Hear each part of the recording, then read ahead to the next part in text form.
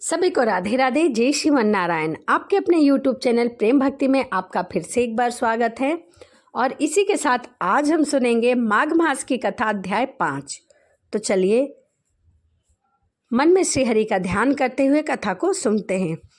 दत्तात्रेय जी कहने लगे कि हे राजन, एक प्राचीन इतिहास कहता हूँ। भृगु वंश में ऋषिका नाम की एक ब्राह्मणी थी जो बाल्य अवस्था में ही विधवा हो गई थी। वह रेवा नदी के किनारे विंध्याचल पर्वत के नीचे तपस्या करने लगी। वह जितेंद्रियां, सत्यवक्ता, सुशील, दानशीलता और तप करके देह को सुखाने वाली थी। वह अग्नि में आहुति देकर उच्च वृत्ति द्वारा छठे काल में भोजन किया करती थी। वह वल्ले कल धारण करती थी और संतोष से अपना जीवन व्यतीत कर रही थी। उसने रेवा और कपिल नदी के संगम में 60 वर्ष तक माघ स्नान किया और फिर वहीं पर ही उसकी मृत्यु हो गई।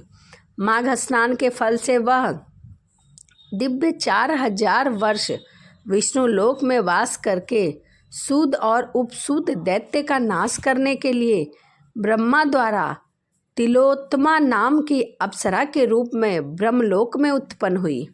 वह अत्यंत रूपवती, गान विद्या में अति प्रवीण तथा मुकुट कुंडल से शोभ्यमान थी। उसका रूप, यौवन और सौंदर्य देखकर ब्रह्मा भी चकित हो गए थे।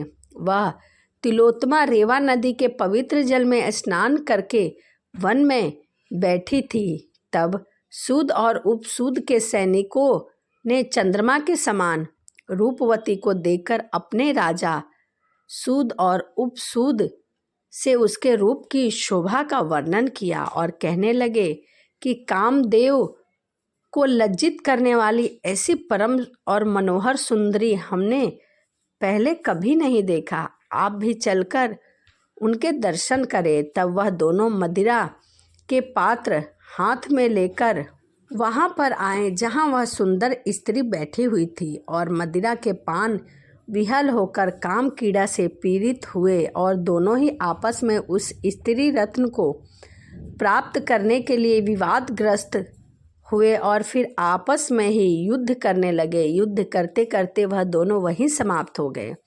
उन दोनों को मरा हुआ देखकर उनके सैनिक ने बड़ा कोलाहल मचा और तब तिलोत्तमा काल रात्रि के समान उनको पर्वत से गिराती हुई दशों दिशाओं को प्रकाशमय करती हुई आकाश में चली गई और देव कार्य सिद्ध करके ब्रह्मा के सामने आई। तो ब्रह्मा जी ने प्रसन्नता से कहा कि हे चंद्रवती, मैंने तुमको सूर्य के रथ पर स्थान दिया है।